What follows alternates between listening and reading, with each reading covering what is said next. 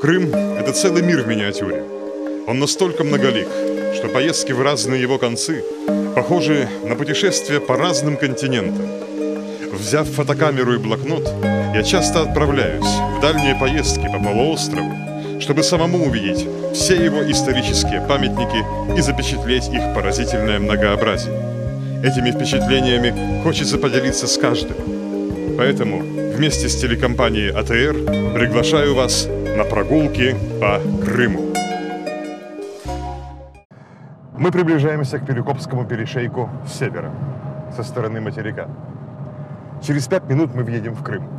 И первое, что мы увидим там, будет знаменитый ров, издавна поражавший воображение всех, кто на протяжении тысячелетий пешком или верхом следовал нашим маршрутам и поворачивал с этих бескрайних равнин на полуостров. Никто из прибывавших в Крым по суше не миновал этого места. Именно здесь, у ворот Крыма, мы и начинаем нашу прогулку.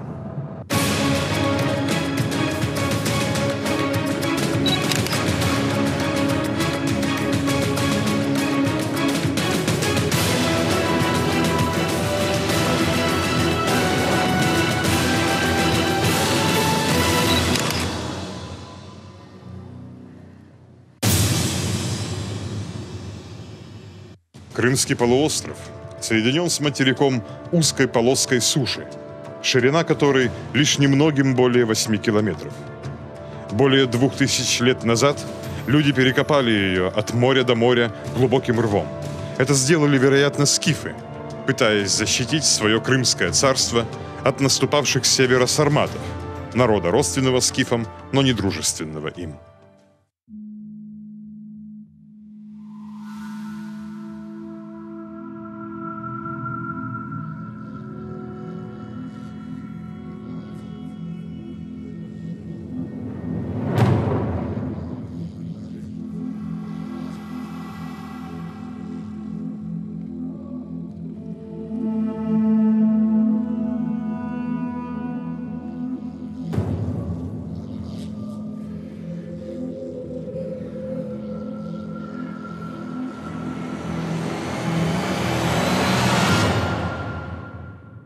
Можно видеть, какую колоссальную работу проделали древние землекопы.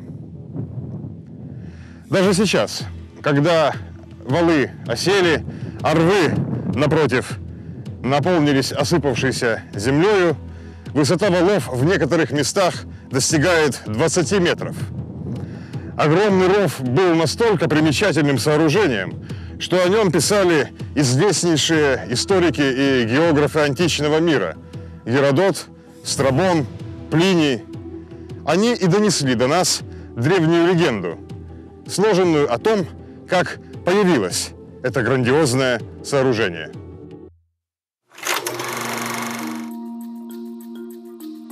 Однажды, говорит эта легенда, все скифское войско на войну в далекие земли и, увлекшись завоеваниями, отсутствовало на полуострове на протяжении целых 20, а то и больше лет. Тем временем жены воинов, утомившись затянувшимся ожиданием, создали новые семьи со своими рабами и слугами, которые оставались при домах. Освоившись с новой ролью, бывшие скифские невольники и выкопали глубокий ров, которым отделили полуостров от материка, для того, чтобы их прежние хозяева не смогли вернуться по домам, наказать жен за измену, а их самих снова обратить в рабство. Этот отважный план не удался. В конце концов, скифы вернулись и возвратили прежние порядки.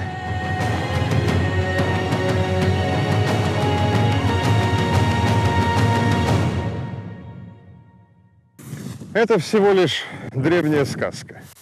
И все же вся последующая история Крыма как будто служит иллюстрацией к ней.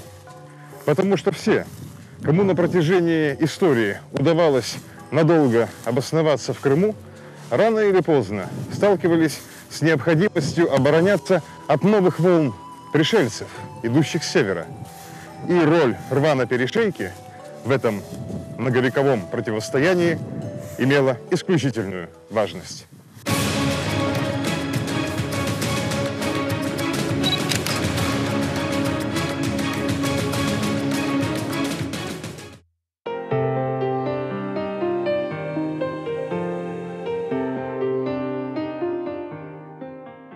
Старания скифских царей запереть полуостров от чужеземцев оказались напрасны.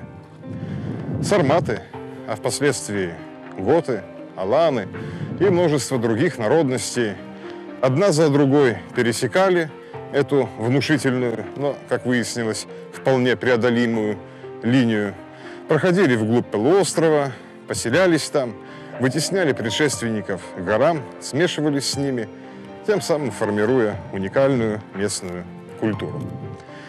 Когда в XIII веке здесь появились войска чингизидов, то, согласно одной из версий, ров на перешейке показался им столь важной, отличительной чертой, выделяющей этот край среди всех остальных известных им земель, что именно так ров на языке того времени Крым они и стали называть всю страну, лежащую к югу от перешейка. Насколько известно, Золотая Орда не обновляла и не перестраивала древних укреплений на перешейке. Строительство началось здесь лишь тогда, когда крымские ханы из династии Гераев объявили бывшие ордынские владения на полуострове независимым государством – Крымским ханством. Разумеется, правители Орды были не согласны с этим, и потому Гераям пришлось защищать свою независимость с оружием в руках. Во второй половине XV века Крымское ханство подверглось нескольким опустошительным ударам ордынских войск. Взгляд на Крым как на жертву степных набегов непривычен.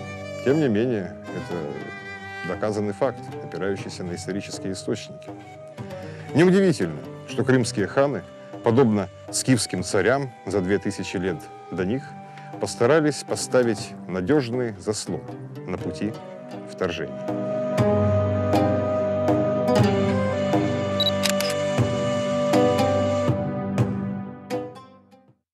При Менгли-Герай-хане на рубеже 15 и 16 веков на перешейке была выстроена крепость. Менгли-Герай одержал окончательную победу над Ордой и разгромил ее последнего хана, однако по степям у Дона и Волги еще бродило немало бывших ордынских союзников, смотревших на Крым как на место, где можно разжиться богатой добычей. Поэтому снимать караул из крепостных стен было еще преждевременно. Даже 30 лет спустя сыну Менгли, Сахибу Гераю, все еще приходилось отбивать атаки непримиримых заволжских мурс. При Сахибе древний ров был углублен и выложен камнем, а вдоль валов поднялись прочные стены с башнями. В крепостные ворота можно было зайти только по откидному мосту, что на цепях перебрасывался через ров.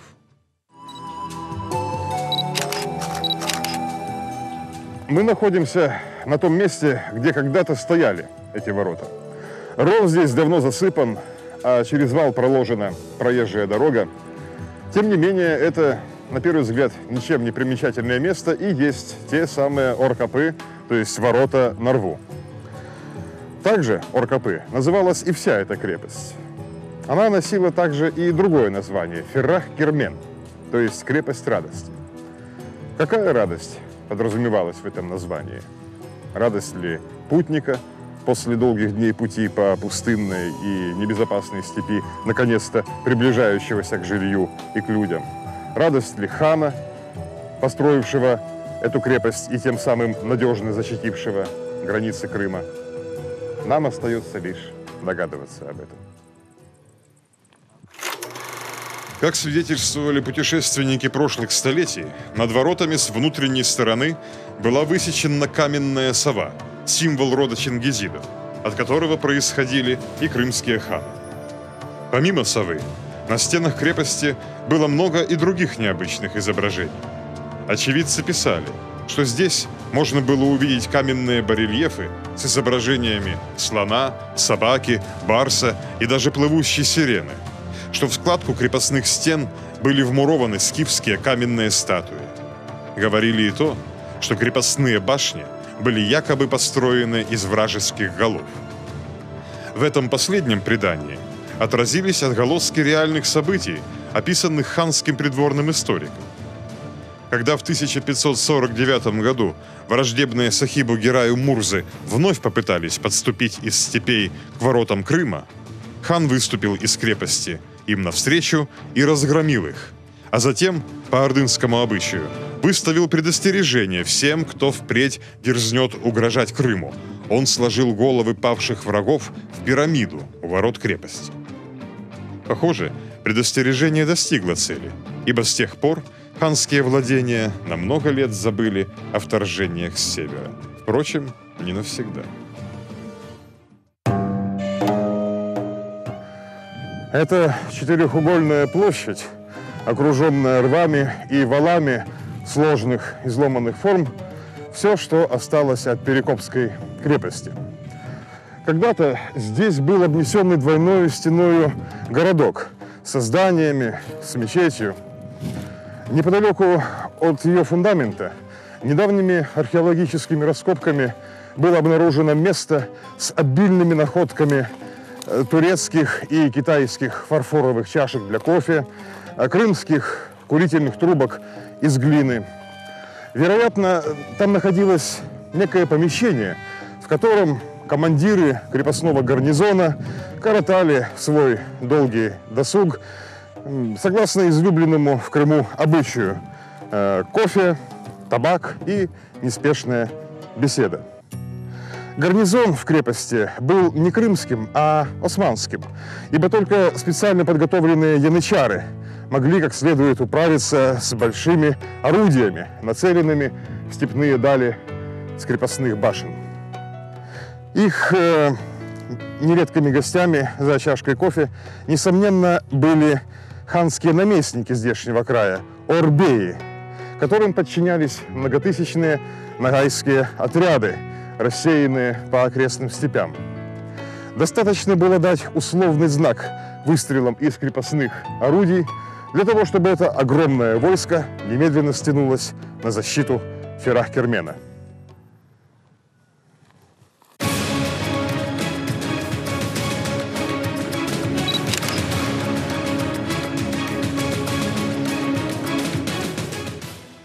Из 7, или, как еще иногда пишут, из 17 башен крепости Ферах-Кермен, некогда протянувшихся от Азовского и до Черноморского побережья, до наших дней сохранился лишь цоколь самой западной и самой крупной башни – Черноморского бастиона.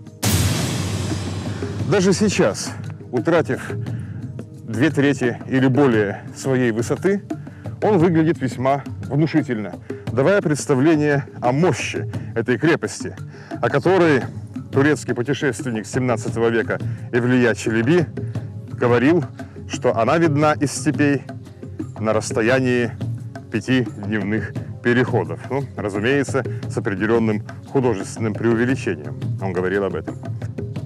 После Сахиба-Герая эта крепость не раз обновлялась, ремонтировалась последующими крымскими ханами. Однако наступил день, когда и эта твердыня пала.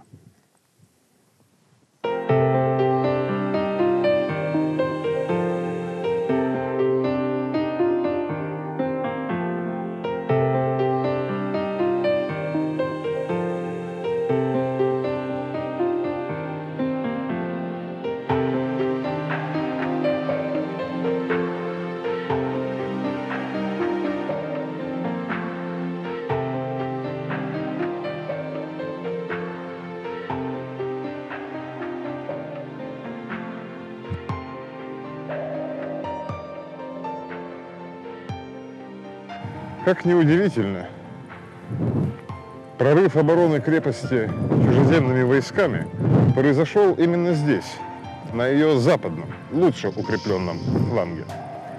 В 1736 году царский фельдмаршал Миних подошел к Перекопу и направил хану Каплану Гераю ультиматум с требованием подчиниться России. Хан ответил отказом, и Миних приступил к штурму крепости. Он сделал вид, будто намерен предпринять ночную атаку на Азовский, слабее укрепленный бастион крепости, и, узнав об этом, ханское войско направилось на защиту Азовского фланга. Тем временем Миних бросил свои основные силы на Черноморский бастион, оставшийся практически без присмотра, и его армия без особого труда преодолела ров и стену.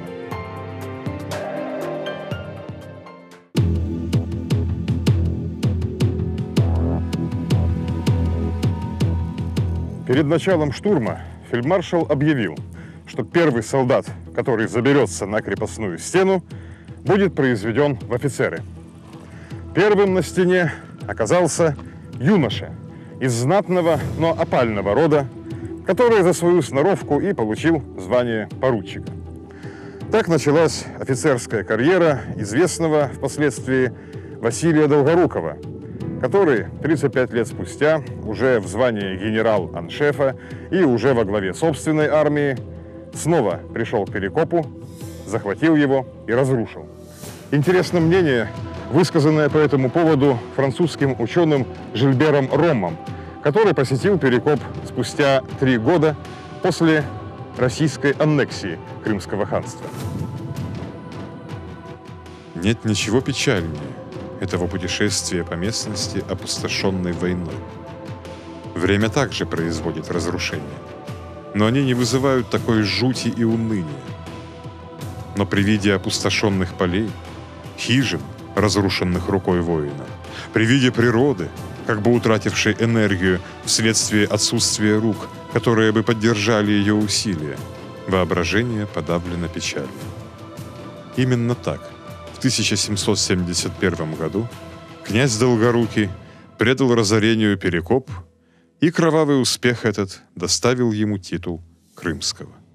В XIX веке Перекопская крепость утратила свое прежнее значение важного пограничного пункта и была постепенно разобрана жителями ближайших поселков на строительные материалы.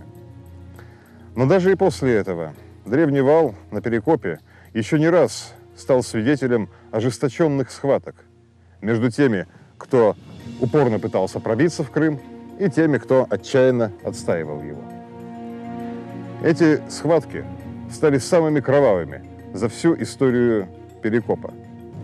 Ведь число солдат всех армий, погибших здесь во время Гражданской и Второй мировой войн, исчислялись десятками тысяч, а земля вокруг до сих пор густо усеяна пулями, осколками снарядов и даже не разорвавшимися минами.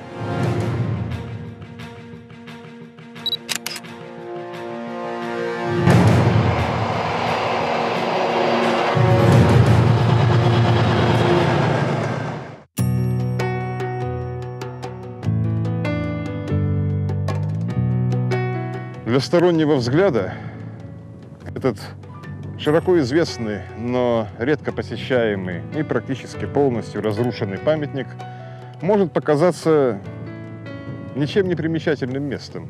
Здесь нет ошеломляющих природных красот, здесь нет ярких достопримечательностей. Однако тот, кто знает и любит Крым, оглядевшись с вала, увидит здесь не только пустынную степь, перерезанную рвом, но и прославленные врата Крыма, через которые тысячелетиями течет поток людской истории.